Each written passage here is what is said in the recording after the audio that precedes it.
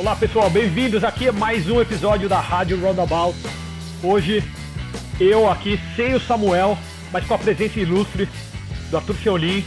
Então, um dos grandes dessa geração nova de austríacos que foram estudar lá fora e que estão não só estudando a teoria austríaca, mas também tentando desenvolver a teoria austríaca, né? Levar para outros lugares.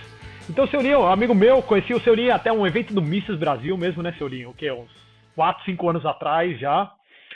E o Seolinho estudou com o Walter de Soto, assim como eu estudei com o Walter de Soto. Ele seguiu o caminho do doutorado, que eu ainda não segui. Eu comecei, parei. Então, o Seolinho tá aí na frente disso. Estou aguardando o comprovante de matrícula. Sei que já tem outros. Você e o Fernando Andréia, né? O Fernando me cobra toda semana. É. Ele fala para mim assim, não, pô, e o Sérgio não vai se patrocinar? Não, vai, nós vamos cobrar. Não, vamos continuar isso. 2023 tá aí, né? A porta tá aí já, então vou matricular nisso daí. E hoje, pessoal, acho que eu trouxe aqui que o seu link, que é um cara que, como eu, toda a parte teórica dele que ele tá desenvolvendo, tudo isso aqui, nós dois fomos muito influenciados pelo Huerta mesmo, como a gente já mencionou aqui, mas também por um artigo específico do Huerta que é muito pouco conhecido nos Estados Unidos, é muito pouco conhecido no Brasil, né? Que é o artigo da teoria da eficiência dinâmica do Huerta. E é um artigo que não só me deixou mais claro várias das críticas que a gente tem contra a teoria mainstream, me deixou mais claro vários dos conceitos austríacos, né?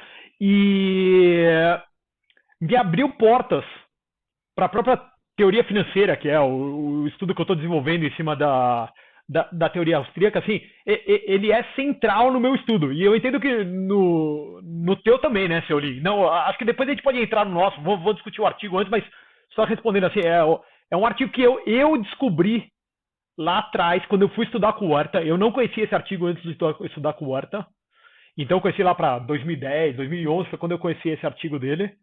E me fala aí, como que você chegou no artigo, Seolinho? Como que isso tem, assim, de maneira bem ampla, assim, como que tem impactado aí o caminho que você tem trilhado aí na escola austríaca? Para tentar resumir, o Dom Jesus, ele sempre tem os dois quadrimestres, né? As classes dele, as aulas dele. E no segundo, eu não lembro se no primeiro ou no segundo, ele faz a gente resumir o artigo da teoria da eficiência dinâmica e entregar para ele. É a avaliação da disciplina de seminários. Eu já tinha tido acesso porque, como tu bem sabe, o Huerta de Soto é uma pessoa extremamente generosa e tu vais em qualquer conferência dele, vai ter uma mesa cheia de livros, com vários livros. Então tinha para a gente... Bom, teoria da eficiência dinâmica, socialismo, cálculo econômico, eficiência empresarial, dinheiro, crédito bancário, ciclos econômicos. E eu tive acesso, não lembro se são estudos ou ensaios de economia política. E na versão em espanhol está o artigo da teoria da eficiência dinâmica. Aí eu li. Isso foi logo que eu tinha chegado no Madeira. E eu li e foi assim... Eu ia usar uma expressão assim mais baixa, mas foi uma coisa muito impactante, porque eu li, olhei e falei, tá, aqui está o resumo. Para mim, por que a teoria austríaca é mais eficiente que a teoria neoclássica, por que a escola austríaca se destaca, os erros da economia do bem-estar social, do desenho de políticas públicas, pensando sempre numa alocação em dados históricos ou no presente, porque... até para a teoria organizacional, né? Eu pesquiso empreendedorismo, entrepreneurship, o tema da minha tese doutoral, e vem muito a calhar e utiliza boa parte do meu conceito para empreendedorismo, organização, como desenvolver estratégia, que é o tema mais específico que eu trabalho, muito a ver com eficiência dinâmica, porque até na minha própria vida profissional foi muito importante. Assim, antes a gente entrar bem específico, como eu uso... Vai lá, mete bronca. Às vezes a gente está numa iniciativa de negócios e tu pensa assim, mais aquela coisa de eficiência no curto prazo. E esse artigo me liberou para pensar uma eficiência mais a longo prazo. Então, por exemplo, estamos falando de um novo negócio, tu tem que analisar não o que vai ser o retorno agora, ou o máximo no curto prazo. Tu tem que pensar na sustentabilidade, na viabilidade ao longo do tempo, no longo prazo, na geração de valor, na valorização do negócio. Por mais que, claro, a gente sabe que valor é sempre uma medida subjetiva de cada indivíduo, a gente tem um mecanismo de preços e o sistema monetário que faz com que a gente consiga validar essas diferentes bits de informação e ter uma noção do quanto vale um ativo ou não. Então, vai montar vai analisar uma ação pensando a eficiência agora, taxa de retorno agora é essa. Tá. Não, tem que olhar para o futuro. O que essa empresa vai ser para o futuro? A gente não está falando do presente. O presente é resultado de ações passadas que estão dando resultado agora. De avaliações ex ante que já foram realizadas. O que a gente tem que olhar é para frente, para o futuro. O que vai acontecer lá? E então esse artigo tu tira as vendas. Bom, é que o Werther é muito didático, é uma coisa muito interessante assim, como ele consegue trabalhar um tema complexo e de uma maneira simples e efetiva que parece até que é um tema fácil. Mas essa é uma característica de quem conhece muito a matéria, né, Senhorinho? É o caso do Werther. Ele conhece muito a matéria, então ele consegue se expressar de maneira em que seja fácil de entender, porque ele não precisa colocar em cima do artigo, sei lá, inventar um monte de palavra lá que não agregam nada. Né? Sim. E é engraçado, porque eu li tudo que eu li do Werther de Soto, tudo que eu li do Werther de Soto eu li no original espanhol, e o Werther escreve bem demais, então quem domina o idioma tem que ler mesmo o Werther em espanhol, né? E até ele falando espanhol é demais, mas até a escrita dele é uma escrita, excelente. Mas esse artigo, senhor Lee, acho que eu te falei esse dia, né, quando a gente tava... Eu li em espanhol pela primeira vez agora, me preparando para esse nosso bate-papo, né? Até no início desse ano, que eu utilizei esse artigo de novo em um material, em umas aulas que eu tinha que dar, eu reli, porque eu tenho o livro em inglês. Esse é o único livro do Werther que eu... Não, acho que eu tenho dinheiro, eu tenho inglês também, mas enfim, mas eu li a versão espanhol que eu tenho também, mas eu só li em inglês. E a clareza dele em espanhol é maior ainda do que a clareza dele na versão traduzida.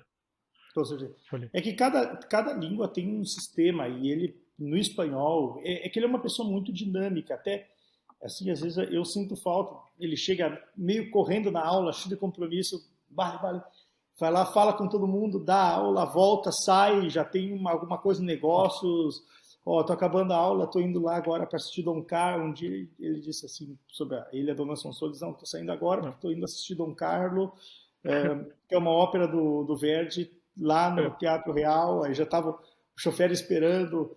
Então ele é uma pessoa muito dinâmica, e tu lê em espanhol, parece que tu escuta ele falando. Você escuta ele falando, sem dúvida. É muito, muito, muito sem dúvida.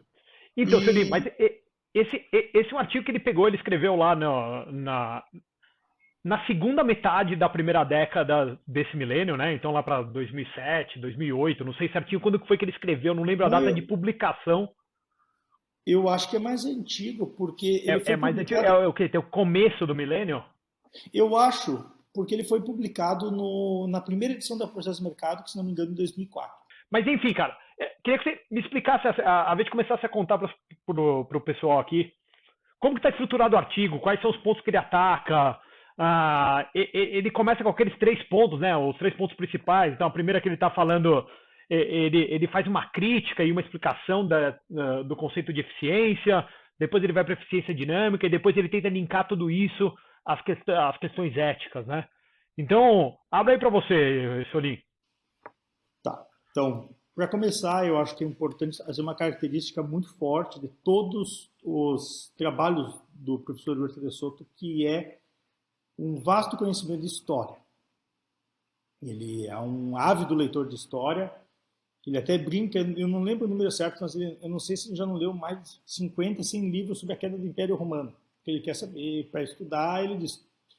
Então ele tem um vasto conhecimento assim, de vários aspectos da história, e todos os livros dele mesmo, eles trazem esse conhecimento aprofundado, né, dos antecedentes, e por esse ponto que ele começa o artigo, é interessante, até porque ele vai trazer o Xenofonte, ele vai trazer que a questão do termo eficiência, que a gente pensa hoje em eficiência estática, no sentido engenherio, no sentido que é o melhor aproveitamento dos recursos por uma máquina, isso é o melhor aproveitamento em termos de energia que o motor vai ter, ou qualquer outra máquina vai ter o melhor uso de energia, melhor produtividade nesse sentido estático.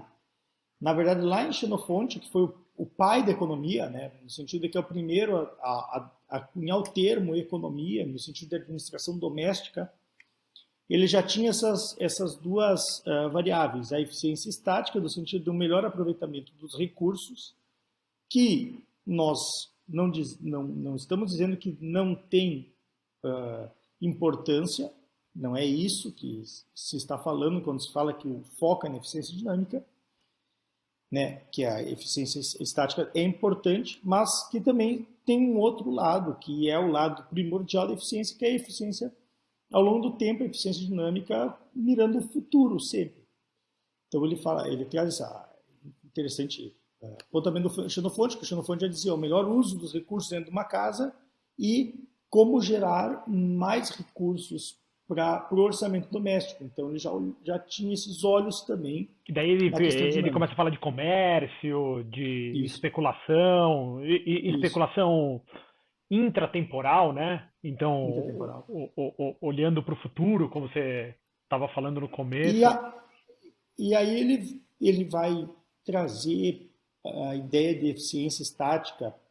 Ele fala a influência da física mecânica, a influência do positivismo, né, que é o positivismo científico, que vai vir com Comte, ele vai ser essa ideia que, na verdade, nem era nova, então, porque mesmo Francis Bacon já tinha uma sobre-matematização da economia e do estudo das ciências sociais, que tudo tinha que ser cálculo, se não era cálculo, não era matemática, não era racional, então palavras, lógica, filosófica, era bullshit. E até confesso que quando comecei a estudar economia, eu li algumas coisas nesse sentido e pensei, não, tá, esse é o caminho certo, é o caminho da matemática. Mas aí depois a gente vai conhecendo e vai descartando completamente, né? Não que não sirva como acessório, mas uma base teórica, um arcabouço teórico que dê base para o teu estudo, isso aí não adianta de nada, é só uma ferramenta. Sim. É como uma ferramenta de matemática. A matemática ela não é uma ciência em si, ela é uma linguagem de pensamento. Então, na verdade, ela só vai demonstrar um tipo de raciocínio, não que seja o raciocínio essência em si. E legal que você trouxe esse ponto, que ele vai lá para trás para o Xenofonte e tudo, e trazendo que assim, no estudo de economia, ou seja, durante milênio praticamente, né, a gente sempre tem essa separação entre eficiência estática e eficiência dinâmica, né? A eficiência estática, sim, então, a gente alocando os recursos que estão dados para evitar o desperdício, né? A palavra waste, sim, que a gente escuta o tempo inteiro na economia moderna. Então, sim, eles não utilizavam esses termos, né? Não utilizavam o termo eficiência estática, eficiência dinâmica, mas a gente via isso. E, sem dúvida, com a chegada do positivismo, principalmente no século XIX, né? Que é onde a gente vê que basicamente a economia, o estudo da economia inteiro vai para esse lado.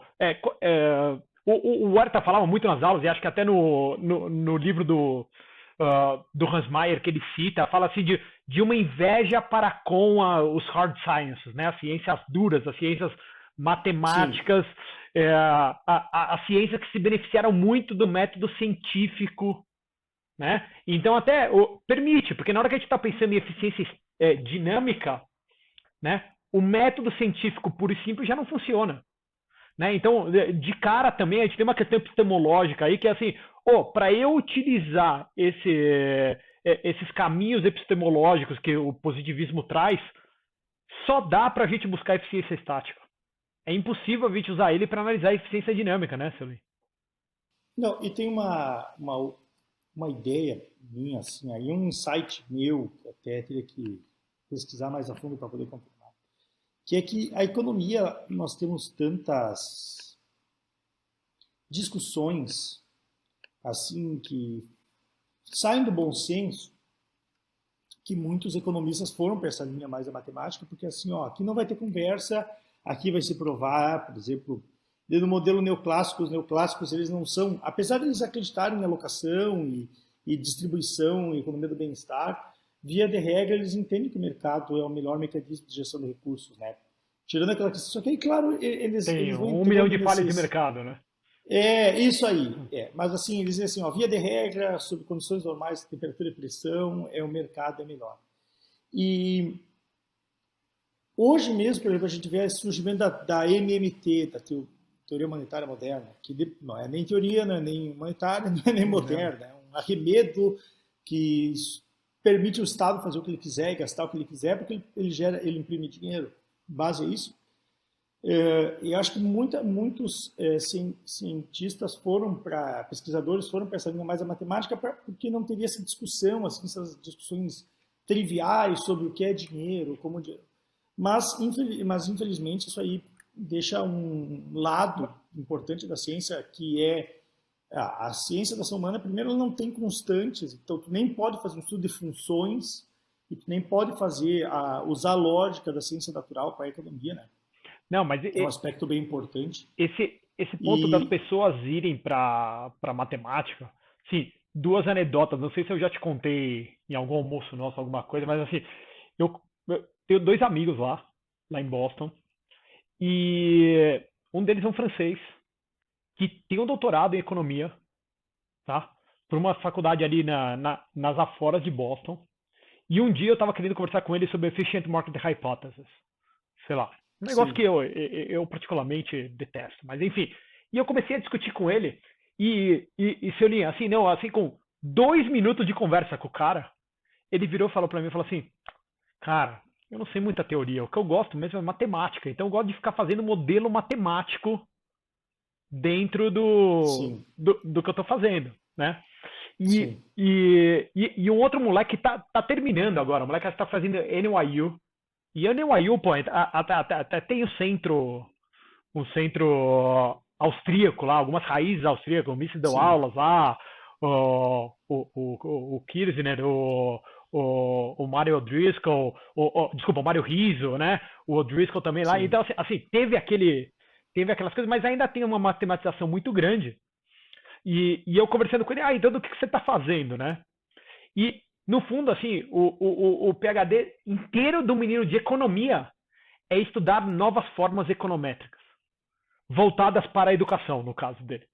Voltados para estudos econômicos relacionados à educação, né? Então, acho que esse ponto que você está falando, que as pessoas buscam esse caminho, essa certeza, e essa certeza estática, né, Seolim? Porque só é possível a Sim, gente pensar numa alocação ótima de recursos se a gente souber todos os recursos que existem sim. e eles forem estáveis. Aí entra, né, os diferentes argumentos que a gente até estava conversando esses dias, os argumentos do Mises, do Hayek, que tem muita crítica em alguns ambientes ao Hayek em si, mas são dois argumentos que, se a gente pegasse um cubo, cada tem várias faces, mas todas as faces mostram a mesma coisa, né? Então, por exemplo, o Hayek vai nessa coisa do conhecimento. Espera aí, a gente tem um conhecimento aqui tácito, prático, que acontece só naquele momento da ação e que é particular para aquele ator, para aquele agente. Então, a gente não tem como mensurar e centralizar e brincar de homem-deus, né? A gente não pode brincar que o homem é Deus e pode desenhar a sociedade. Então, o Hayek vai nesse argumento do conhecimento, que era um argumento que é uma crítica direta aos neoclássicos. Não é que o Hayek era um neoclássico travestido de austríaco, nada disso, era só que ele tinha por ter participado daqueles debates em Londres, ele tinha mais proximidade com o debate econômico, então em voga, assim, do central do mainstream, foi aquele debate dele com o Keynes, foi o que determinou o futuro da ciência econômica, né, a partir dos anos 30. Então, acho que o Hayek tinha bastante uma preocupação nesse sentido. E há também uma descaracterização do empreendedor, porque a partir do momento que tu começa a falar só em alocar recursos, então o economista fala, não, nós temos tantos recursos, X ovelhas, Y cavalos, W tratores, nós temos e Z quantidade de terra, nós temos que alocar esses recursos entre, não sei, aí, indivíduos. A partir disso, nós estamos esquecendo o papel do empreendedor, que, na verdade, se olharmos já para Cantillon e para Turgot, que para mim são dois autores não só muito geniais, mas muito contemporâneos, a obra deles é muito contemporânea. O Turgot, em específico, eu fui conhecer ele no livro do Rothbard, eles me criticavam nos Estados Unidos que eu falava Rothbard, com um R brasileiro, mas o Turgot a ideia dele do empresário, do capitalista empresário, que investe capital, que tenta antever o futuro, projetar o futuro, e aí seleciona meios no presente para entender demandas futuras e ali conseguir obter o lucro, o profit.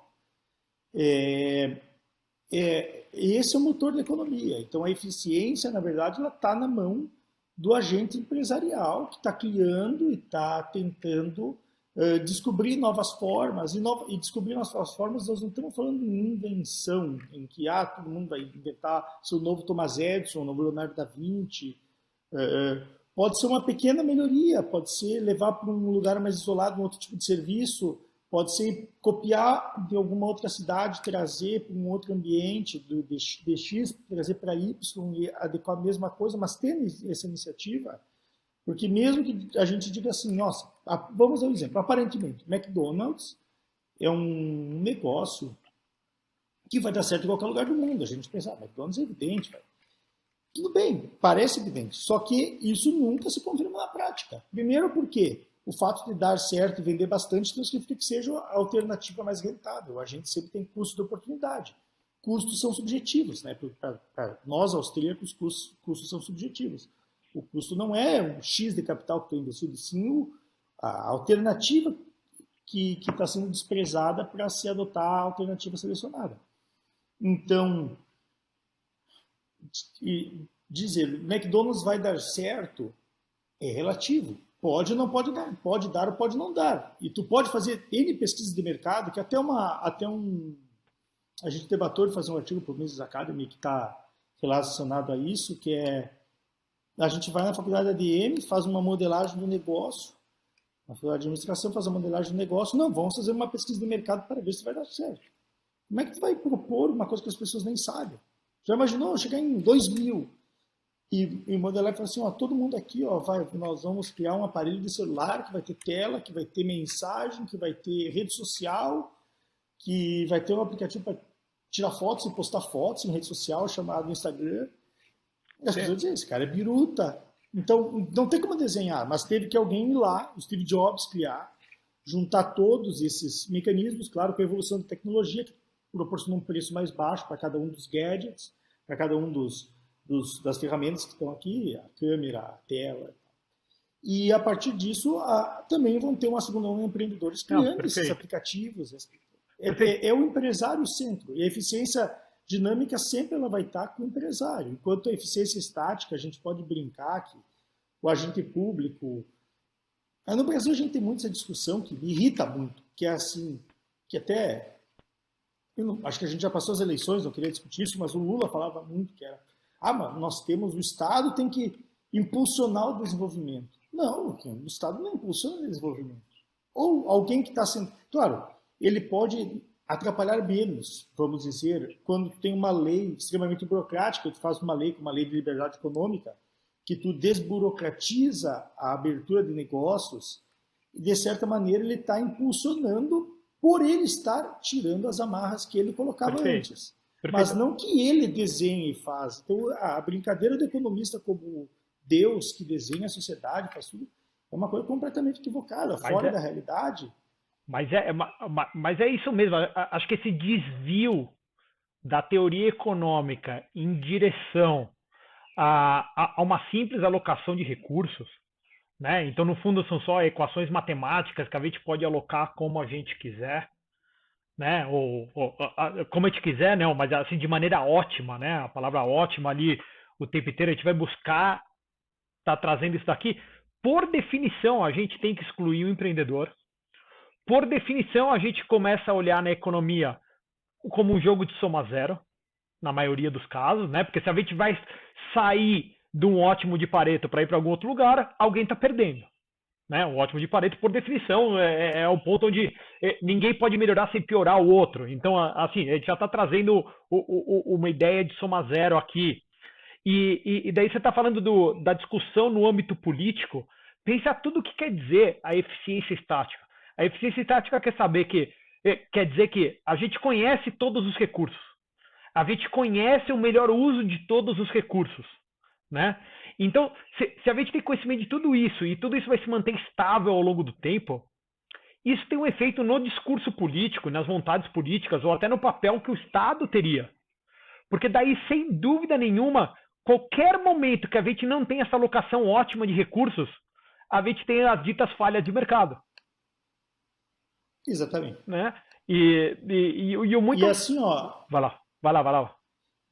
Pressupõe algumas ideias, algum tipo de conhecimento que é completamente alheio ao ser humano. O primeiro é conseguir... A primeira questão é: para que serve um bem? O que é um bem econômico? O bem econômico, e até o Menger vai falar isso já em 1871, o capital, qual que é uma das principais características do empresário? É organizar os processos de produção. É fazer o ajuste entre diferentes bens de capital heterogêneos. E aí a gente pensa bens heterogêneos, a gente dentro dessa framework que a gente aprende desde cedo, que é dessa visão neoclássica, a gente pensa heterogêneos em questão física. Não, mentira.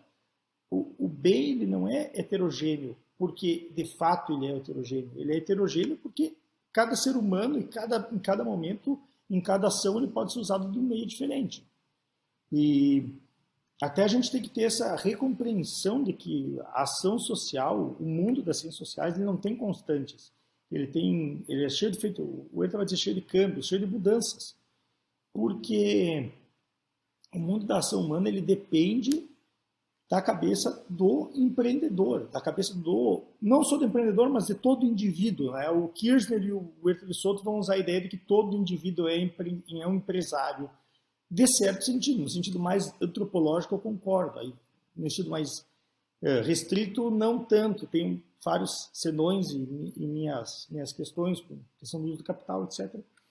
Mas é inegável que toda ação humana, antropologicamente falando, tem uma característica intrinsecamente empresarial, na ideia de estar tentando antever o futuro, estar tentando conseguir o melhor resultado, está tentando melhorar a sua situação, está tentando selecionar melhores meios para propor os fins. Só que o capital ele é heterogêneo, porque tudo que existe na sociedade, que ocorre na sociedade, depende de como as pessoas veem. Então, até aquela capacidade de brincar, de fazer um estudo econométrico sobre um fato, vamos dizer assim, em São Paulo, vamos fazer um estudo da saída dos colégios de São Paulo, uma coisa acontece, vamos desenhar e vamos ver o que é melhor e publicar esse artigo e dizer que havia regra para o mundo e para o Brasil inteiro. Já tem uma falta de uma questão importante que é a seguinte: o Hayek vai sempre falar dos 3 níveis, né? É o nível das ciências naturais, que é o nível que a gente, e tem o nível das ciências sociais, e tem o nível teológico, que é referente mais às questões sobrenaturais. Então, por que o ser humano entende a ação e consegue entender os fenômenos físicos? Porque a gente está em nível superior aos fenômenos físicos. Então, a gente consegue isolar eles e consegue analisar eles. Ver especificamente o que está acontecendo naqueles fenômenos. No nível das ciências sociais, a gente está no mesmo nível. Nós, enquanto economistas, estamos analisando um fenômeno do qual nós fazemos parte.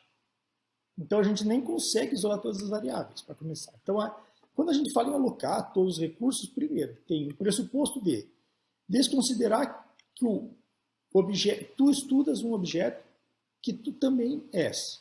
1.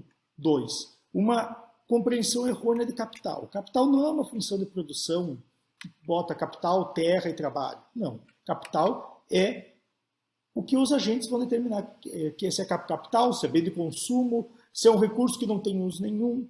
Vai depender do que as pessoas determinam. Petróleo, até 1870, ninguém tinha interesse em comercializar petróleo. Era uma Era praga, usado, né? Era uma praga. Não era um bem econômico, era um era mal usado, econômico, né? Era um mal era econômico. usado Matava o teu gado. algumas coisas para batalha, era utilizado para fazer piche, mas não muito mais que isso. Não tinha essa importância que a gente tem hoje. Que, se alguém vai ter, entende, tem todas essas guerras, toda essa questão geopolítica em torno do petróleo, isso era inimaginável antes. Sim. Então, tem essa descompreensão capital. Tem um desrespeito às características da ação humana, no sentido de que os economistas tentam entender todas as preferências. Então, nós vamos chegar no ótimo paretiano, onde a situação de todos, a utilidade de todos está maximizada. Mas como é que eu vou saber como é que eu vou perceber a tua utilidade? Nem tu consegue dar valor para a tua utilidade. Tu consegue nunca fazer uma avaliação cardinal, vai ser sempre ordinal e que muda constantemente. Então, daí assim, entra a necessidade extrema de você ter o Homo economicus, o cara que faz cálculos monetários o tempo inteiro, porque a única coisa que a gente consegue enxergar para usar nesses cálculos, para fazer os cálculos, seriam os cifrões do Homo economicus. E cifrões que foram feitos no passado, by the way, né? Não são nem que serão feitos no futuro. Então você consegue ver essas relações de troca e você começa a assumir que isso são as preferências totais das pessoas. Sim, sim. Né? E ele utiliza também uma outra coisa que agora tu falou dos preços, dos cálculos feitos no passado. O passado ele é uma informação, mas ele já ocorreu. Ele é uma ilustração da história. Tu pode ter uma teoria e tu usar o passado para exemplificar.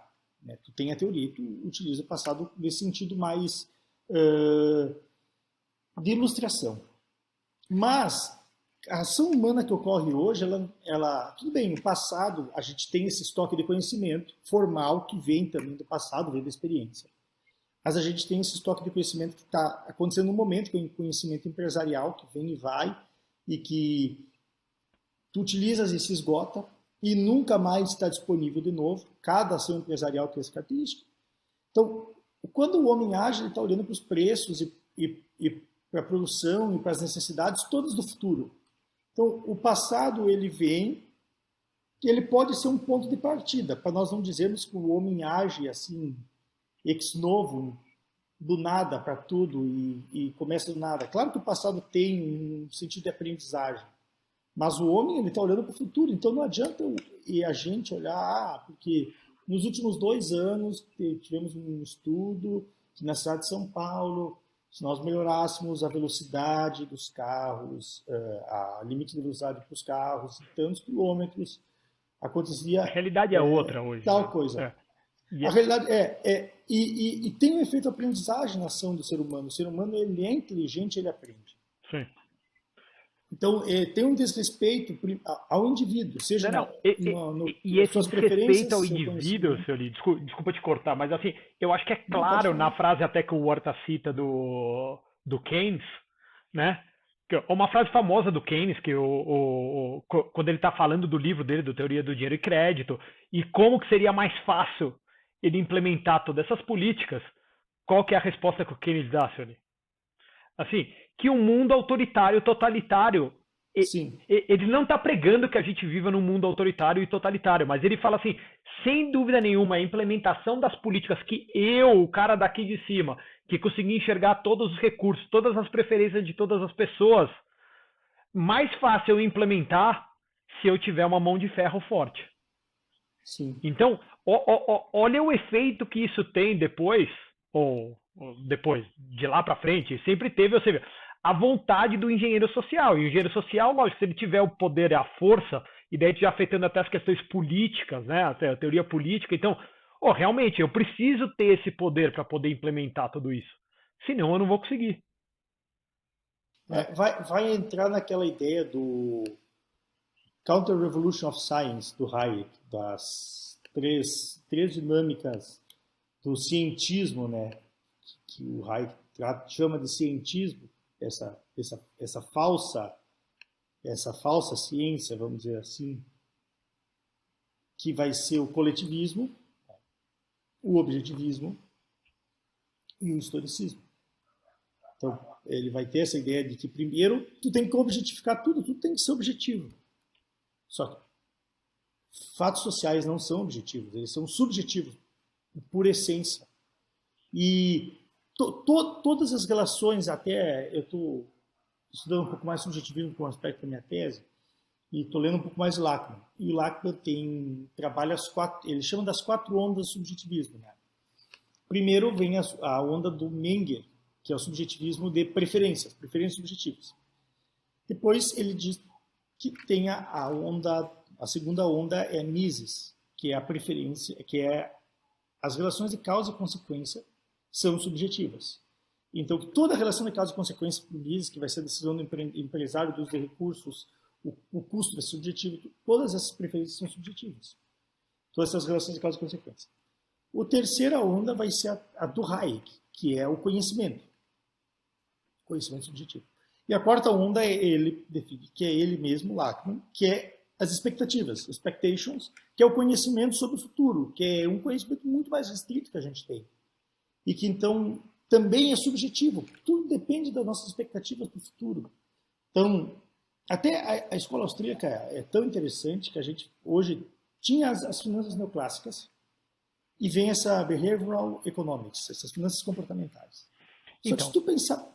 Então, a escola austríaca tem tantos insights para a parte comportamental e para análise de como a ação humana se dá de fato, que a gente não precisa de behavioral economics, finance, a gente precisa de Austrian finance, a gente precisa de finanças austríacas. Essa é uma batalha que a gente eu sei que tu está de acordo com isso, a gente tem que vencer e tem que mostrar, temos que dar um formato de C2 pontos nas finanças.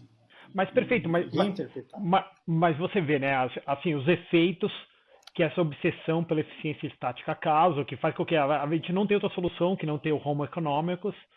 Então, daí, quando a gente tem o Homo economicus, que é esse agente calculador que está querendo calcular cifrão o tempo inteiro e está fazendo cálculo de risco-retorno, mas em sentido financeiro, ele o tempo inteiro, né? Como resposta a isso, a gente tem todas essas finanças comportamentais vindo, porque fala assim, isso que vocês estão falando não tem nem pé nem cabeça. E para mim veio uma resposta que é muito mais nociva do que o Homo economicus.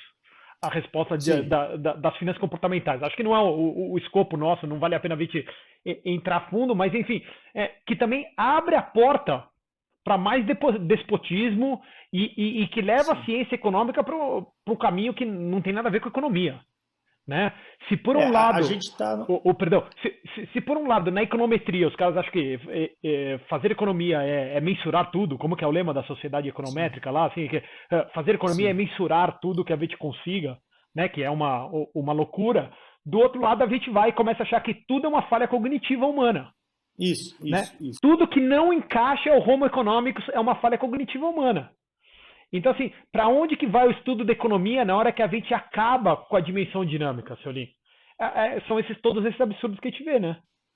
Acontece porque o Homo economicus e essa ideia de maximizar recursos num sentido estático, ela é ineficiente, por definição, ela é errônea. Por definição, ela é errônea.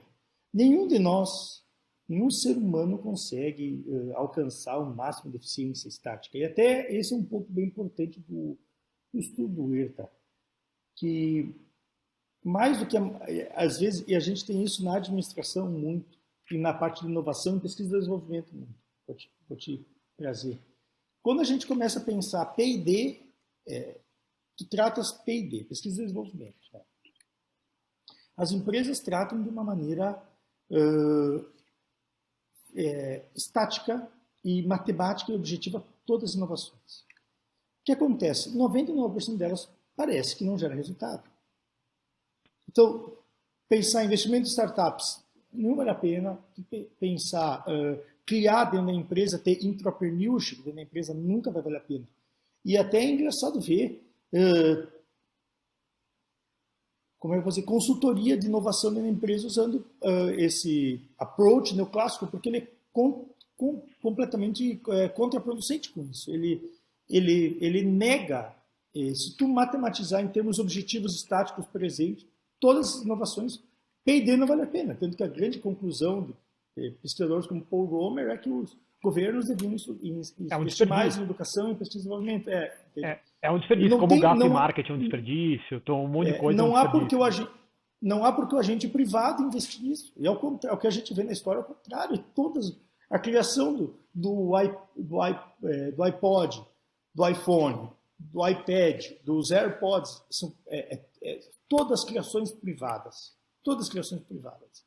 Mas se utilizaram de uma tecnologia que foi criada em parceria com o Exército nos anos 60, 70. Bom, aquela tecnologia estava lá parada. Tinha sido criada e estava no armário, jogada. Foi tempo que o empresário dizer, opa, isso tem viabilidade. Então, é a mesma coisa que a gente fazia, fiz uma sonda em 1920, foi utilizado. Não, mas olha, em 2000 utilizaram a mesma coisa. Pô, cara, melhorou processos, aquele processo lá não tinha viabilidade nenhuma. Esse tem. É privado. Não. Então, perfeito. Gera uma perda de investimento em inovação na sociedade, gera uma visão de que a gente tem que maximizar só a questão presente, extrair o máximo do agora, então gera primeiro uma visão não sustentável do uso dos recursos.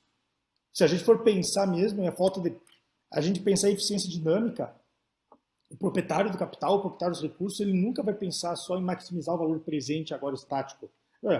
Se a gente pensar em eficiência estática, qualquer iniciativa empresarial que tiver, tu vai adotar uma postura desrespeitosa até com o ambiente, não só no sentido meio ambiente, mas também com os outros seres humanos, porque tu quer obter o máximo, extrair o máximo, porque essa eficiência, tu não está olhando lá a sustentabilidade do longo prazo do teu negócio, ou a geração de valor no longo prazo. Eu vou abrir mão de lucro agora porque eu quero recompensar melhor meus empregados, tentando criar uma cultura organizacional que vai gerar melhores retornos no longo prazo, com melhores produtos, com mais inovação, com melhores processos, um mecanismo melhor de feedback. A eficiência estática, ela não só destrói a economia, como ela destruiu a administração também.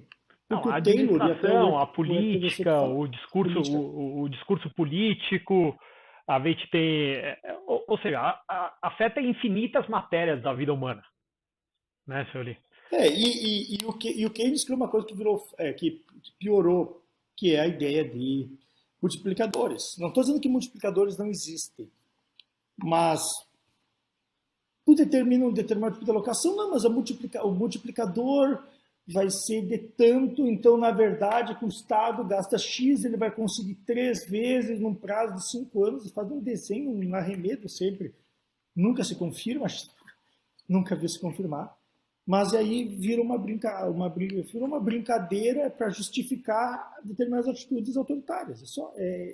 A eficiência estática virou isso aí, né? Com certeza. E, senhor, a gente falou bastante de eficiência estática e a gente meteu no meio aí um monte de coisa falando de eficiência dinâmica.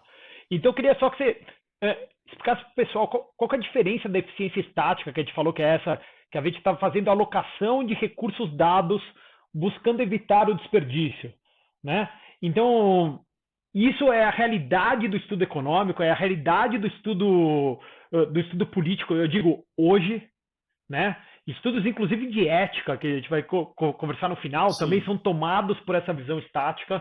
Mas o que seria essa visão dinâmica, da eficiência dinâmica, de a gente estar olhando para frente, que foi a palavra que a gente utilizou mais tempo, mas o que seria? Qual que é o efeito disso? Qual que é a diferença disso para essa eficiência estática alocativa de recursos que a gente já conhece?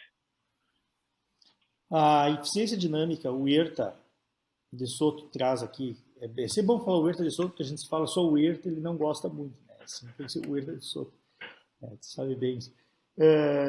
Sabe bem. Ele fala no artigo 20, na página 26 do artigo, publicado na Pesquisa do Mercado, ele traz o conceito de eficiência dinâmica.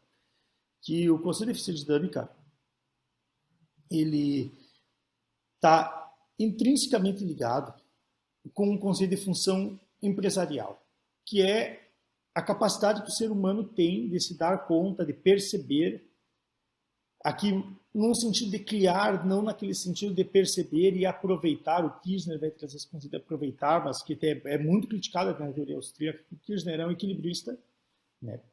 Mas não no sentido só de perceber e de explorar o que já existe, mas de criar, antever o futuro, foresee, forecast, e se dar conta de oportunidades para que ele consiga obter retornos ao longo do tempo, consiga lucro. Então, o conceito de eficiência dinâmica que está ligado não a uma visão do que está dado, porque a eficiência estática ela é uma maximização do que está dado.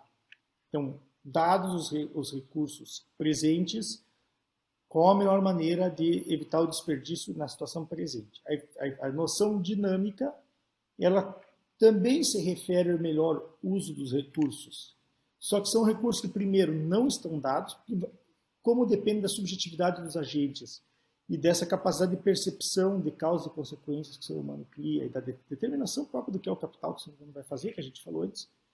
A eficiência dinâmica está ligada ao futuro em algo a ser criado que não está dado. Então, é a criação de recursos ao longo do tempo para ser alocados pela sociedade em um processo complexo de mercado, um processo em que o agente individual, cada ser humano tem sua liberdade, então não tem a figura de uma figura autoritária alocando esses recursos, então não é um problema de alocação. A eficiência dinâmica então nós não estamos falando de recursos que existem, nós estamos falando em criar recursos para o futuro. É isso. Eficiência dinâmica é isso. É criar recursos. Ter capacidade empresarial de perceber relações, de criar novas relações, de arriscar, de especular, porque toda ação é especulativa. Essa palavra virou uma coisa horrível no Brasil, falar de especulação, os especuladores, mas especulação, toda atividade é especulativa. Toda ação humana é especulativa, né? Toda ação humana é especulativa, porque você está especulando que aquilo vai acontecer. Você não sabe se aquilo vai acontecer no futuro, né? Então, organizar recursos para conseguir aproveitar oportunidades que ainda não existem, que a gente nem sabe se vão existir.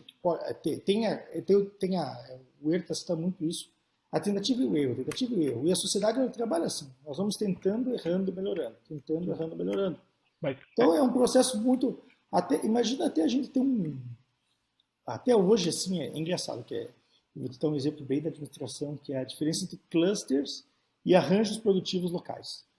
O cluster foi aqueles... E até um site que eu já pensei até em escrever algo, mas enfim, a gente tem tantas ideias que a gente não consegue botar a parte. O cluster são arranjos naturais que surgiram ao longo do tempo. E os arranjos produtivos são incentivos que o próprio Estado faz para gerar esses locais. Um é uma ordem espontânea, o outro é uma ordem criada top-down. Isso, top-down pelo Estado, não por um empresário que está... O empresário ele pode tentar criar uma ordem top-down deliberada no setor, como a Toyota criou. Só que como a Toyota tem os incentivos de mercado, que é o próximo ponto que a gente vai falar sobre a ética de mercado do ERTA, como a Toyota tinha os incentivos de mercado, ela foi criando, melhorando, resolvendo e fazendo melhorias ao longo do tempo. Já se é uma ótica do Estado, primeiro os incentivos são errados, começa com os incentivos errados. Segundo, o custo, a ideia de custo subjetivo, a ideia de arriscar capital já não existe. Porque é só tomar recurso do agente privado, do indivíduo. Mas então, a eficiência dinâmica vai ser sempre ligada ao indivíduo criador, autônomo, empresário, que arrisca, o herói da economia. Não tem como não ser, né? Não tem como não ser. Porque aqui, na hora que a gente está falando, na hora que você vai pensar tudo sobre um framework, né? Uma maneira de pensar estática, isso te permite ter um engenheiro social alocando a busca, ou o medo desse desperdício, né? O que ele chama de waste, que a gente está falando na economia. Então, assim, tudo isso vira um demônio ou uma resolução total de um problema. Na hora que a gente vai para a eficiência dinâmica, né, senhor? A gente está trazendo assim, por definição, a gente tem que ter um empresário. Por definição, o conhecimento tem que ser subjetivo. Por definição, sim, o conhecimento de tempo e local é mais importante que o conhecimento técnico, né? Para ação empresarial, a gente está falando. Assim, por definição, o Homo econômicos não está presente mais. Porque as pessoas não agem somente pensando em cifrão, elas agem pensando em consumo também daquilo, sim, que ela está consumindo, né? Então, assim, a gente realinha tudo. E interessante, senhor, um ponto que eu pensei que o o Horta sempre traz a raiz das palavras, né? Que a gente está falando Sim. assim. Então ele faz um estudo lá etimológico da palavra, da onde que veio a palavra, né? Principalmente hoje em dia, que a gente vê umas loucuras na destruição da linguagem. E eu bati um papo com o Sim. Samuel, a gente gravou um episódio também, e a gente está falando assim, da corrupção da linguagem. E o quanto que essa corrupção da linguagem ah, atrapalha a nossa forma de pensar, de organizar os pensamentos. Né? E até no começo do nosso bate-papo aqui, você falou assim, a matemática como uma linguagem, uma ferramenta para a gente organizar alguns pensamentos. Né? E na hora que a gente vê que a gente sai daquele conceito de eficiência, que a gente tinha lá atrás com o Xenofonte, a gente tinha até no século de ouro espanhol, a gente consegue ver isso até dentro de alguns dos escritores da escola de Salamanca. Ou seja, os dois conceitos diferentes de eficiência. Como você mesmo falou, na hora que a gente está falando de Cantillon, ele tem o Undertaker dele lá, que é o empreendedor, no centro do processo. Então ele está o tempo inteiro olhando para esse dinamicismo. Né? Na hora que a gente está falando da importância da propriedade privada, a gente está falando para esse dinamicismo. Mas na hora que a gente corrompe a linguagem, a gente vai olhar num dicionário, e o conceito de eficiência dentro de um dicionário está falando que é esse conceito puramente estático, as pessoas começam a utilizar essa ferramenta e isso é eficiência. E isso impacta a maneira das pessoas verem a economia, verem questões epistemológicas, verem a política, como a gente está falando, as ciências sociais. Então, até a corrupção da linguagem a gente vê por esse conceito de eficiência estática, né, Tony? A gente tem essas ondas de corrupção da linguagem, de desenho do que é a sociedade, de uma tentativa. É sempre uma tentativa top-down que os agentes acham que fazem parte. Mas a gente teve essa onda mecanicista, engenheril, no final do século XIX, que durou até recentemente, e que a gente vê... o positivismo, ele gerou como se tivesse um boom and bust da ideia dos ciclos de mercado. Eu acho que a gente tem um pouco também na questão do conhecimento. Então a gente teve esse boom do positivismo que prometia uma nova era em que a matemática e a ciência de verdade emergiu, se descobriu. E a ciência nesse desenho do positivismo, a ciência é o método científico. Isso. Correto? Isso. A ciência é o método científico, não é a ciência da maneira que a gente vê como a busca da verdade. Isso. O método, a aplicação do método científico. Isso.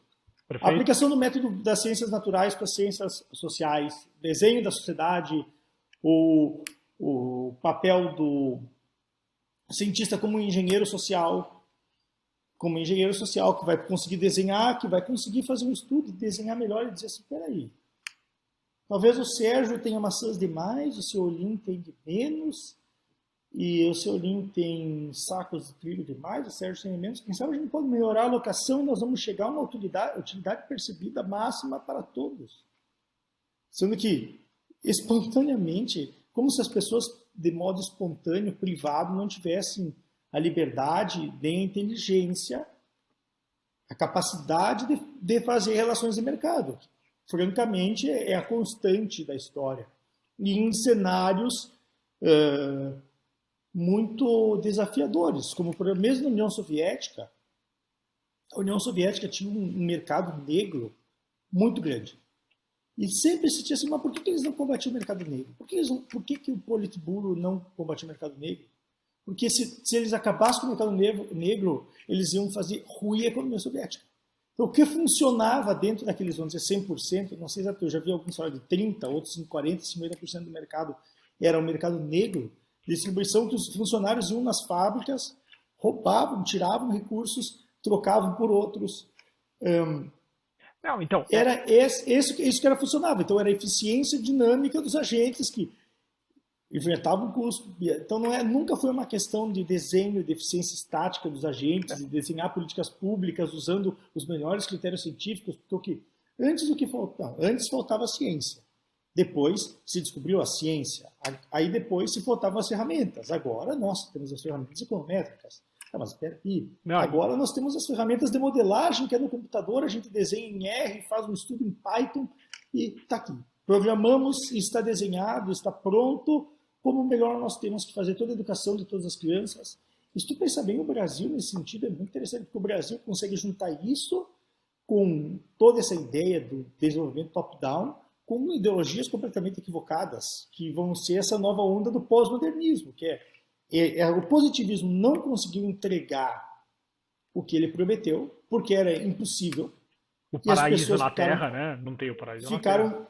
ficaram órfãos, e agora vem uma nova onda de críticas de, peraí, que os homens brancos que estavam desenhando a economia, que o paradigma de classes agora virou um paradigma de um conflito de raça, um conflito de gênero, um conflito de sexo, um conflito, então a gente está um conflito de centro e periferia. Então, o positivismo não conseguiu entregar o que prometia, estão surgindo respostas tão ruins ou piores do que o positivismo. Não, piores, que é análogo ao que a gente falou anteriormente, seu Link. A gente falou do caso do Homo economicus. Então, toda essa base neoclássica da economia, como resposta vem essas ciências comportamentais, as finanças comportamentais, a economia comportamental. Então, que é problemático. E nesse caso da epistemologia que você está trazendo, né? Então, a gente sai de um positivismo exagerado, porque ele não entregou essa promessa de paraíso na Terra, né? Dirigido pelas pessoas que estavam implementando isso de alguma maneira, e a gente passa para uma situação onde, nesse mundo pós-moderno, onde não existe verdade, só existe relações de oprimido e opressor, então tudo vai para isso. A ponto de, assim, tem muitas pessoas que acham que é piada isso que eu vou falar agora, assim, mas assim, existe uma contestação gigantesca na academia que 2 mais 2 pode ser 5. Tá, ok? Sim. Na hora que você está destruindo essas verdades, essas relações causais, a ciência, porque quando a gente está falando de subjetivismo, a gente está falando de subjetivismo sobre as valorações. A gente não está falando de subjetivismo sobre as relações causais. Né? Sim, sim. Então, a gente realmente parte para isso. Se esse positivismo exagerado, se a eficiência estática não entregou tudo que era para ter entregue, então vamos para essas loucuras que você está falando, né, Sônia? Isso. Vamos para um caminho pior. Eu não vou dizer é pior porque daqui a pouco alguém vai se ofender e vai, nossa, olha, aqueles dois homens brancos estão discutindo economia de uma maneira austríaca. Mas é curioso porque se a gente olhar o fluxo da história, o desenrolar da história, esse conceito de eficiência dinâmica que o Herta traz, e que ele diz que a ética de mercado é uma condição necessária e suficiente para a eficiência dinâmica, porque o Herta, ele dá, o Kirchner tem o approach dele da alertness, o Herta vai utilizar o approach do Kirchner, mas ele vai melhorar o approach do Kirchner. Eu até falei para ele uma vez, professor, o approach do Kirchner, o seu approach para o Kirchner ficou muito melhor que o approach do próprio Kirchner, porque ele vai dar essa ideia de criação, de criar do nada, de fazer, de desenvolver novas relações, e ele vai dar aquele approach da ética e o approach do rule of law, dos incentivos. Mas ele vai dar a ideia da ética como extremamente necessária, que vai se precisar da ética como condição suficiente para se ter eficiência dinâmica. Então, ao invés de se estar discutindo relações de poder, o mercado é o meio mais eficiente de alocar recursos, certo? Qualquer pessoa sensata concorda. De alocar e de criar recursos, né? De alocar. De alocar e criar. E criar recursos no sentido bem amplo, Isso. tanto de descobrir matérias físicas novas, como achar novos usos para matérias que a gente já tinha, né? Isso eu usei alocar porque falei alocação no sentido dinâmico. Então vamos dizer assim. Perfeito. A noção de que tem um sistema de mercado, uma instituição criada ao longo do tempo, que os homens desenvolveram, no qual eles conseguem fazer intercâmbios, que eles desenvolveram um meio monetário, no qual eles conseguem dar mais liquidez aos negócios. E a melhoria, digamos assim, para conseguir atender demandas e os homens conseguem chegar às suas preferências. Porque os homens, eles têm essas... A gente falou em subjetivismo de fins e meios, né, de causas e consequências. A gente não quis dizer que a relação de causa e consequência é subjetiva. Não, a gente quis dizer que cada indivíduo vai ter uma noção de fim para o meio. As relações de fim e meio não são iguais. Nunca vão ser. São subjetivas. Então, um sistema que dê espaço para que o homem consiga, ao longo do tempo, usar o seu estoque de conhecimento e criar conhecimento enquanto atua para tentar utilizar os seus recursos, para ele aproveitar das oportunidades e criar oportunidades para ele conseguir lucro ou prejuízo conforme ele acerte o R, na tentativa de especular o futuro. E uma ética, qual que é essa ética? Vamos respeitar a propriedade privada, ou seja, cada pessoa, o que ela constrói é seu, a gente não tem o direito de expropriar ninguém. Nós não temos o direito de tirar do Sérgio, que o Sérgio, quando ele tem 100 milhões de dólares, que ele investiu numa startup em estágio inicial, que gerou um grande benefício para o setor médico. Então, eu estou supondo uma situação aqui, não sei se é verdade, pode até ser, tem um empresário de destaque, eu sei. Ou vamos dar outro exemplo. J.K. Rowling, quando criou Harry Potter, ela é bilionária. Mas ela não é bilionária assim, só escrevendo livros, não empregou ninguém, ela ganhou bilhões, então nós temos que expropriar 70% que ela tem, porque os 30% ela já viveria muito bem inteira nessa herança. Possivelmente sim. Mas se ela tem aquele bilhão, é porque os livros dela fizeram com que crianças de todo mundo tivessem um ganho. As crianças e os pais que pagavam os livros também. Então, todas as pessoas pagaram esses livros porque foi consciente. Esse livro, eu estou pagando R$40, vamos supor, ele vale mais que R$40 para mim. Pessoal, não pagar R$40, então, ele vale mais que R$40, eu estou comprando esse livro, vou dar para meu filho que vai gostar e vai comprar os outros 6, 7 livros na sequência, porque depois eu lanço outros, também é fantástico. Então, é um exemplo assim que a gente diz, mas peraí, não empregou ninguém, ou um jogador de futebol, nossa, como pode o Neymar ganhar tanto dinheiro? Ele deveria ser taxado 90%. Bom, mas então por que nem todo mundo é Neymar? Ninguém consegue. Ele tem capacidade de marketing gigantesca, ele ganha porque ele promove as marcas ganham, ou a gente acha que o diretor da Gillette, da Coca-Cola, da Nike, agora é Puma, nem pode falar que é Nike, porque ele virou com a Nike, enfim. Mas que o diretor da Puma investiu no Neymar porque eles são bobos, e vamos alocar, eles vão perder dinheiro. Ou quando a Nike deu o primeiro patrocínio vitalício para o Ronaldo Fenômeno lá nos anos 90, eles não fizeram um cálculo do que a imagem de ter o Ronaldo Fenômeno, aquele símbolo de sucesso, superação esportiva, no portfólio deles para sempre, porque é um portfólio, a imagem dessa pessoa é um portfólio, é uma inspiração para o ser humano, para várias pessoas, não ia gerar recursos para a empresa. Então, na verdade, essas pessoas, a gente diz assim, não gera então tem que ser taxado, não. E respeitar o trabalho deles é um sistema ético que vai respeitar o trabalho dessas pessoas e elas vão ter a propriedade do que elas geraram de valor para as pessoas, do lucro que elas obteram nas atividades econômicas e empresariais delas, elas vão manter. Então, esse é o primeiro incentivo. E também esse sistema ético, esse sistema de livre mercado, de propriedade privada, ele vai permitir que as pessoas recebam o que elas produziram. Então, quem não produziu não vai ter capital, não vai ter patrimônio, não vai gerar recursos, não vai gerar lucro. Quem produz vai ter. Então, é isso. É dar liberdade das pessoas trabalharem, ter um sistema de livre mercado que dê a liberdade das pessoas trabalharem em diferentes e ir tentando e errando. Pode ser querer ser um engenheiro, depois viu que o engenheiro não deu certo, vai ser um motorista de Uber, mas é um fruto das escolhas que a pessoa fez. Então, não estou querendo desprezar nenhuma profissão aqui, mas é fruto das escolhas. Assim como, por exemplo, vou te dar um exemplo. Eu fiz mestrado, doutorado em economia, faço doutorado em economia na Espanha. Poderia ter feito no Brasil. É uma decisão pessoal minha. Poderia ter feito nos Estados Universidos, mas aí a gente vai olhando, peraí, tempo, como o programa se adequa melhor ao que a gente quer, quão importante está numa universidade, ou estudar com o professor Universidade de Soto.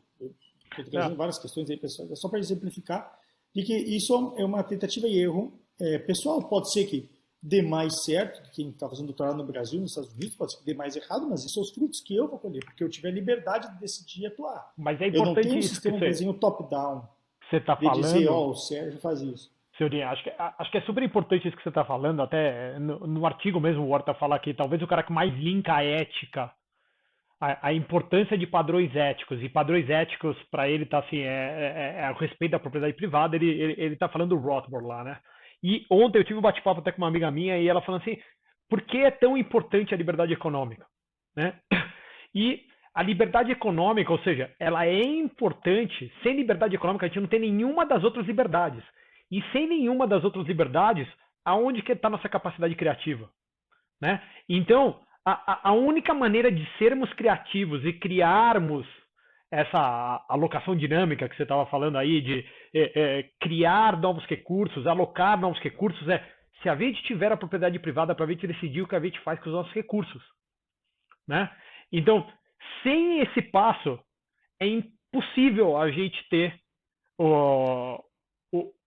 uma sociedade que produza.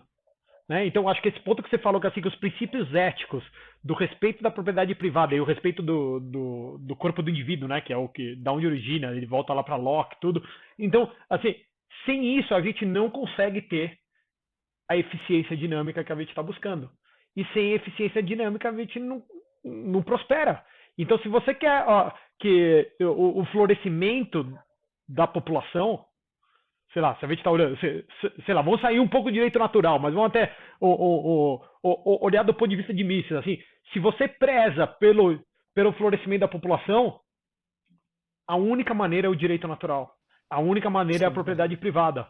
Só dessa maneira a gente vai ter a eficiência dinâmica e o florescimento da sociedade, né, Silvio? E a gente tem que também entender que cada tentativa de tirar do indivíduo, tirar o foco do indivíduo, trazer para essa noção estática de eficiência, de que a gente vai poder desenhar, vai refazer a sociedade e vai alocar os recursos, também não. Primeiro,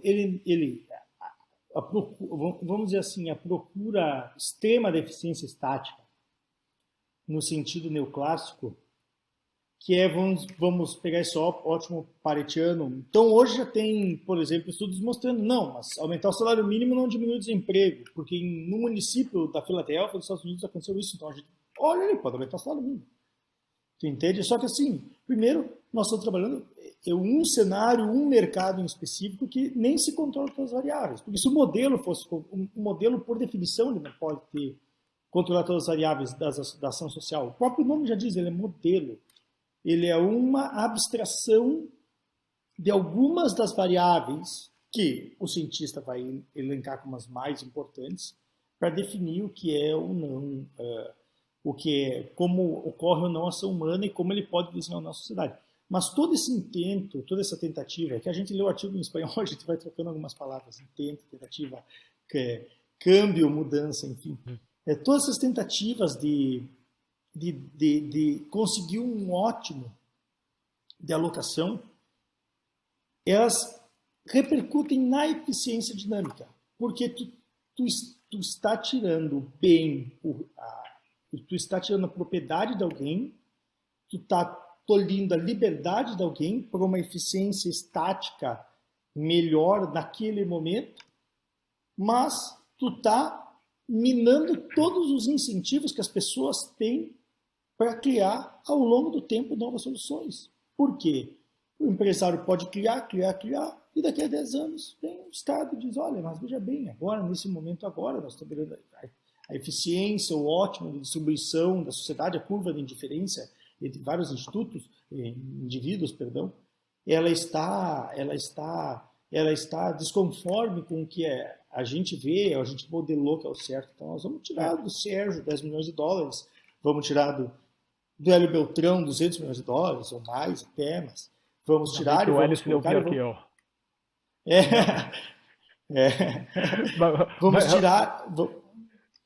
Vamos tirar essas pessoas tantos milhões e vamos realocar de uma certa maneira. E qual vai ser o incentivo desses agentes, desses indivíduos? Eu falo agentes, mas é sempre indivíduo, né? Quem age, Perfeito.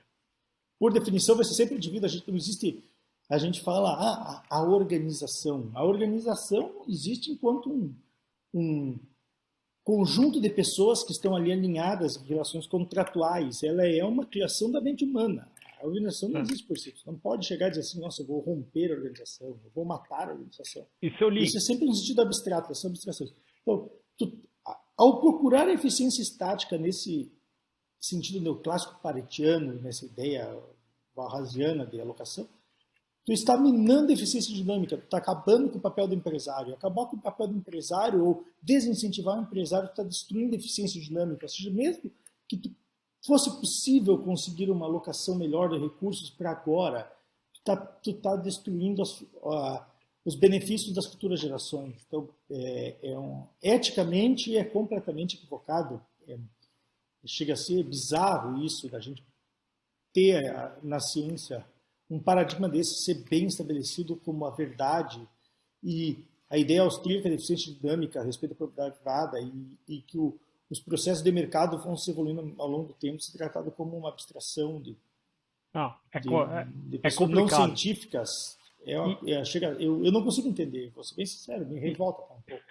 Isso eu li. Deixa eu fazer um comentário, e acho que é um comentário meio que uma pergunta.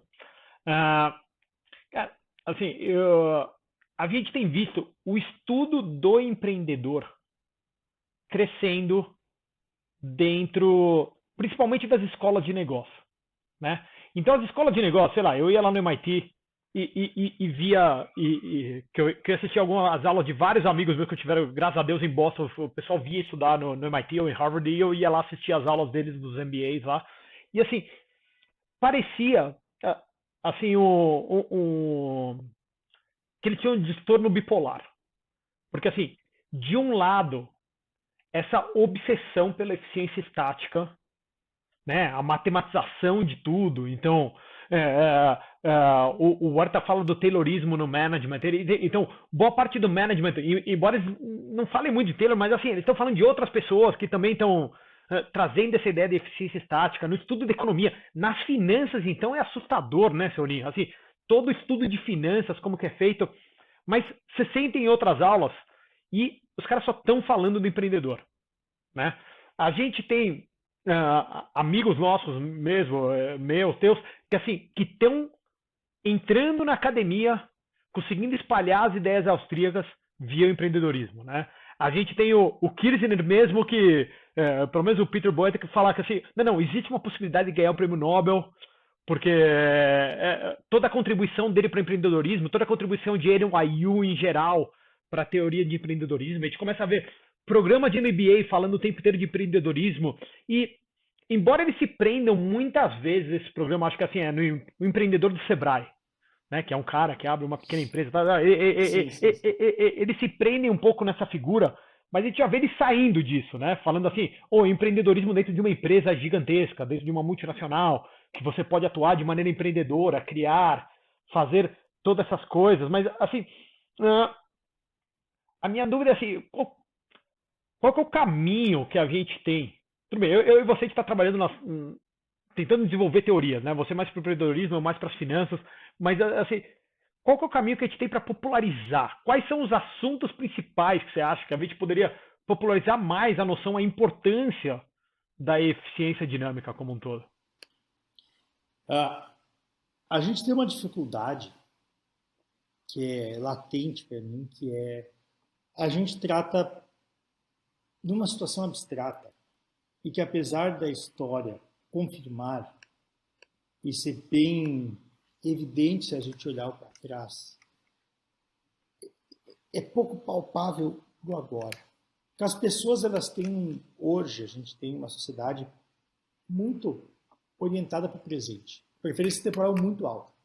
Então parece que tem que ser agora. Então, a gente vive num tempo em que a eficiência estática, 30 de novembro de 2022, é ela que requer ação. Então a gente tem que solucionar agora, tem que redesenhar. O Hayek vai falar, não, mas a gente vem desenvolvendo a sociedade ao longo de séculos, de gerações, e a família foi se desenvolvendo, está sendo melhorada. aprimorada, sempre a gente vai aprimorando.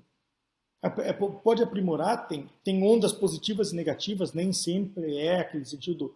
Evolução não significa melhoria contínua ao longo do tempo, né? A gente tem que entender que evolução significa mudança ao longo do tempo, para melhor e para pior. Mas ao longo do tempo, como a gente está falando de processos em que a gente seleciona os mais competentes, os mais eficientes, no sentido dinâmico, não eu dizer estático, no sentido dinâmico, a gente seleciona os mais eficientes, vai se ter uma melhoria. Mas o que eu vejo hoje é essa necessidade de... A gente tem que fazer hoje, a gente tem que reconstruir. E o Mises até tem na teoria História a ideia, que é um outro livro excepcional do Mises, no Teoria História, ele traz bastante esses conceitos do construtivismo e as falhas do construtivismo em redesenhar a sociedade, o quão maléfico ele é. Então a gente tem agora, virou em moda essa ideia de uma sociedade patriarcal, o problema racial a gente vai resolver de um dia para o outro, queimando as lojas de todos os brancos e matando os brancos, porque o branco é mau por definição, por essa essência do branco, porque o tataravô de alguém foi escravista, essa pessoa agora ela é culpada pelo que aquele tataravô fez. E ele tem na essência dele, nos genes dele são maus. Então, essa pessoa tem que morrer, essa pessoa tem que ser punida, tem que ter uma redistribuição de renda. Uma redistribuição de renda que quem ganha não é o indivíduo, e nenhum indivíduo. Os que são, vamos dizer assim, os que devem ser reparados, eles nunca ganham, eles nunca são reparados. O Estado, sim, curiosamente, sempre ganha poder. Então, essa é a capacidade que nós, enquanto austríacos, vamos ter de mostrar que essa ideia de eficiência ao longo do tempo, do papel do empreendedor como capitão da economia.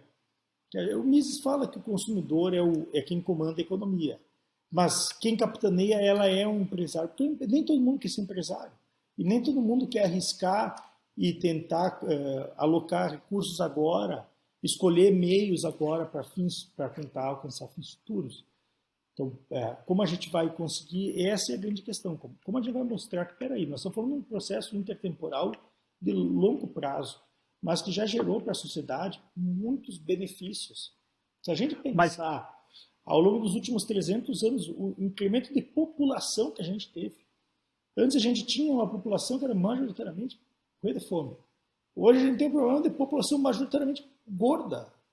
Tudo bem, tem a ver com a qualidade dos alimentos, tem toda essa discussão, mas é impensável se há 300 anos, em 1700, alguém dissesse, olha, daqui a 300 anos vai estar sobrando comida no mundo. Mas nós temos um problema de fome, porque o capitalismo é ruim. Não é por causa do capitalismo. Se tivesse abertura comercial, por exemplo, custo de vida na Europa hoje é caro. É caro, por quê? A abertura comercial, eles conseguiram barrar o acordo com o Mercosul, que ia levar alimentos mais baratos para eles, produzidos na América Latina. Não, eu estava lendo essa semana, mercado completamente irregulado. Parece que um fazendeiro, alguém que vive do agronegócio na Suíça, parece que por volta de 75% dos revenues do faturamento dele advém de subsídios. Sim, é isso aí. É uma coisa... A Nova Zelândia, antes de 1980... A Nova Zelândia, eu até postei um texto no Medium sobre a Nova Zelândia. A Nova Zelândia, eu até apresentei no Ron de Mariano, na Conferência de Economia deles, apresentei como efeitos da liberalização no agronegócio neozelandês e o que o Brasil poderia aprender com isso. Cara, eles abriram o mercado. A Nova Zelândia era completamente viciada. Ela tinha o benefício que a Inglaterra tinha, enquanto era colônia inglesa, eles compravam muito produção ovina da Nova Zelândia. A Nova Zelândia produzia muito ovinos para a Inglaterra. Aí depois acabou, eles eram independentes. Aí foi para o sistema de mercado, aí era só subsídio drenando o recurso. Eles tiveram uma queda de subsídios gigantesca em meia dúzia de anos. Foi uma coisa que foi um choque de mercado. Porque no Brasil a gente fala muito de choque de mercado, a gente não tem.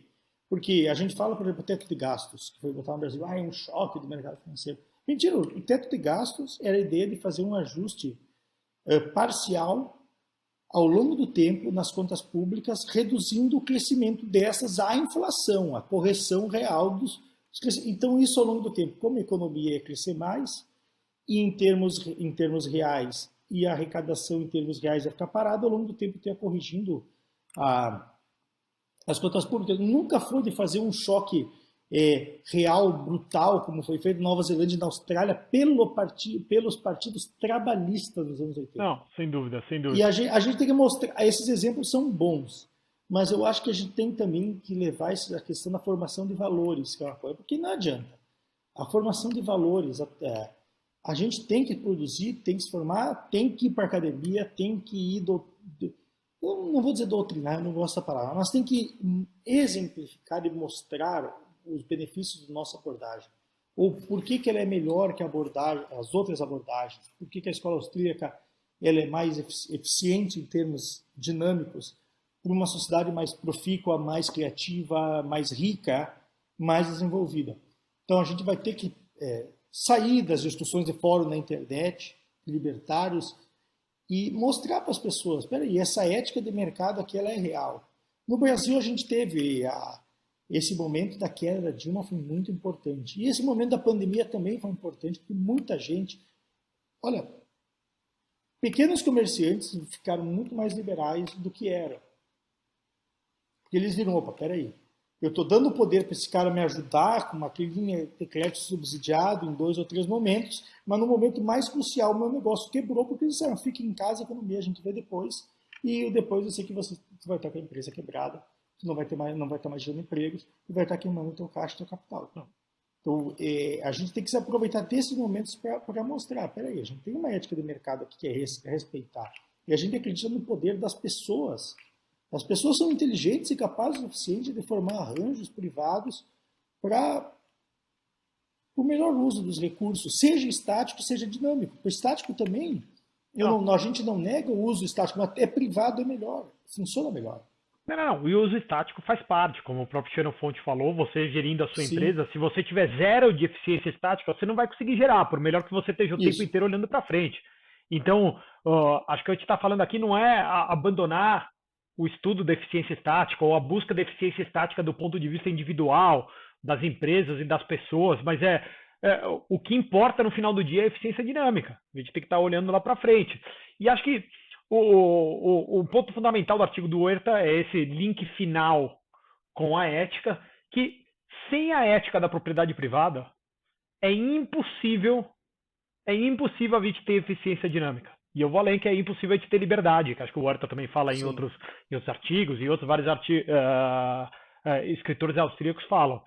Então, eu acho que esse artigo, seu Linha, é um artigo que é fundamental para quem está... Acho que não é um artigo para quem acabou de conhecer a escola austríaca.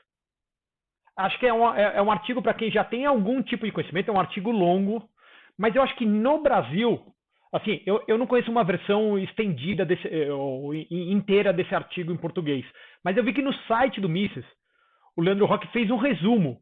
Então tem um resumo desse artigo. Tem um artigo que seria... Esse daqui tem quantas páginas, seu Linha? Sei lá, umas 20 páginas esse artigo. Não, 40 e poucas páginas. Então, mas no site do Mises tem um artigo em 3 páginas, 4 páginas. É mesmo? Em português. Que você consegue pegar o grosso da ideia. Você não vai entrar em todos esses detalhes que a gente está falando, todas essas outras pessoas. Quem consegue ler espanhol, eu sugiro, entra no site do próprio Huerta de Soto, no site pessoal dele, você consegue todos os artigos e todos os livros dele de graça. Tá? E tem a versão em inglês também. Muita gente não fala espanhol, mas consegue ler em inglês. Então, tem a versão em inglês desse artigo. E tem a versão em português o livro Teoria da Eficiência Dinâmica. Já tem em português, então. Tá. De Portugal. De Portugal. Tá bom. E espero que tenhamos logo na versão português brasileiro. Porque é um artigo excelente, até eu estava olhando aqui as conclusões dele, ele no fim, é que o Huerta tem essa capacidade de sintetizar as coisas de uma maneira tão impressionante, muito bom, que é impressionante essa capacidade dele. Ele chega a 6 conclusões dele, são excelentes e são... ele é muito didático, né? Ele não é só um teórico, mas ele também é um professor, como ele mesmo fala, né? Ele quis avançar a teoria, mas ele também quis popularizar a teoria. O que é difícil a gente encontrar numa mesma figura essas duas capacidades, né? E é impressionante porque ele tem milhões de visualizações dos vídeos dele no YouTube. Os textos dele na Espanha, o Ayrton é um rockstar na Espanha, para quem gosta de economia e para quem é liberal. Ele é uma figura assim, tu chega e é engraçado, tu vai lá, tu fica energizado de estar perto dele. Ele é uma pessoa ímpar. Olha, eu tive a oportunidade de estudar com 2 dos 3 maiores economistas austríacos, para mim, vivos, tirando Kirchner, mas o Kirchner está já bastante idade, então eu vou desconsiderar porque, né, por essa questão, mas que é o Huerta de Soto, é o professor Salerno, e eu também gosto muito do professor Husman. Mas o Huerta de Soto tem uma energia pessoal, é uma coisa muito diferente, porque ele é um empresário dinâmico de uma empresa multimilionária, ele tem um conhecimento, um didatismo ímpar, ele é uma pessoa extremamente generosa, ele é uma pessoa fora de série. Eu sempre vale a pena o Master, não é nem só pelo que tu vai aprender, para conviver com o Huerta de Soto alguns meses, quase um ano, vale muito a pena. Não, com certeza, com certeza. É sensacional, é sensacional. Eu com tenho certeza. os vídeos, às vezes eu me pego vendo os vídeos das aulas, que é muito bom. Tem no YouTube, aliás, para quem entende espanhol, todo o curso dele está no YouTube. Tá no YouTube. Mas acho que com relação a esse artigo, pelo menos eu fiz uma pesquisa rápida e eu lembrava que tem aquele discurso que ele dá em inglês na Universidade de Salamanca mesmo, acho que 2009 ou 2010, que ele fala tanto dos escolásticos quanto da teoria da eficiência dinâmica, mas está em inglês. Mas assim, vale a pena escutar. Seu Lin, queria te agradecer que a gente já está passando aí da 1h30 que a gente tinha combinado. A gente já falou bastante. Que podia falar mais uma hora. Se deixar, a gente fica aqui mais 2 horas falando desse artigo, que a gente pegou algumas tangentes aqui no meio do caminho. Mas te agradecer. É que a gente não. Vai lá. Desculpa. É que a gente não tratou do artigo em específico, a gente não ia vir aqui para resumir ele, né? Porque isso aí todo mundo tem capacidade de ler. É mais para a gente sintetizar ele e também trazer alguns outros pontos que a gente acha que estão em voga no debate agora da sociedade, no nosso debate social e científico. E o que acho que a mensagem que fica muito é essa questão de impulsionar a criatividade, a coordenação espontânea da sociedade, respeitar a propriedade das pessoas, não só a propriedade privada no sentido de bens materiais, mas no sentido do teu próprio corpo, e tu ter a liberdade de decidir o destino da tua vida, sem ter um censor ou sem ter um ente autoritário, um leviatã determinando o que a gente vai trabalhar, o que a gente vai fazer. E que a gente possa colher os frutos que a gente planta. A gente tem a liberdade de ter experiência na nossa vida. E ver a vida como um processo também, e a sociedade como um processo. E não como uma situação estática em que, milagrosamente, a gente consegue um ótimo, como se não tivesse custos todas essas transações, como se a situação fosse magicamente um passo de mágica. A gente está brincando que tem o gênio da lâmpada, que tu esfrega a lâmpada e diz, me consiga uma sociedade igualitária em que todos tenham sua utilidade máxima percebida. Chega, até parece assim, até para um filme da Disney infantil, isso parece uma situação, sabe, hipotética. Então a gente está falando uma ciência baseada nisso. Então, vamos voltar a respeitar a propriedade privada, vamos voltar a dar liberdade para os indivíduos trabalharem, conquistarem e criarem, porque foi isso que gerou uma economia dinâmica, criativa, e que hoje a gente conseguiu espalhar o capitalismo, apesar de não gostar desse nome capitalismo, mas uma economia de mercado pelo mundo, mesmo com todas as amarras. Pensa no Brasil, quanto ele vem evoluindo nos últimos 150, 200 anos, 100 anos, que seja mesmo, através de todos esses percalços, esses governos, inflação monetária e tudo isso que vem ocorrendo, o Brasil vem evoluindo, mesmo com o fechamento comercial, em que a gente vive para pagar a conta de alguns empresários da Fiesp e de vários subsídios de alguns setores. Então, mesmo assim, a gente vem, materialmente, a vida do brasileiro melhorou muito. Então, já imaginou se o Brasil tivesse um mercado pujante? É só isso. Acho que a lição que fica é essa. Pessoal, então, todos os links dos artigos que a gente falou, das versões diferentes, os vídeos, eles vão estar aqui embaixo. Quem está escutando no podcast vai estar na descrição do podcast. E não deixe de ler. E nos vemos no próximo episódio. Obrigado aí, seu Lin.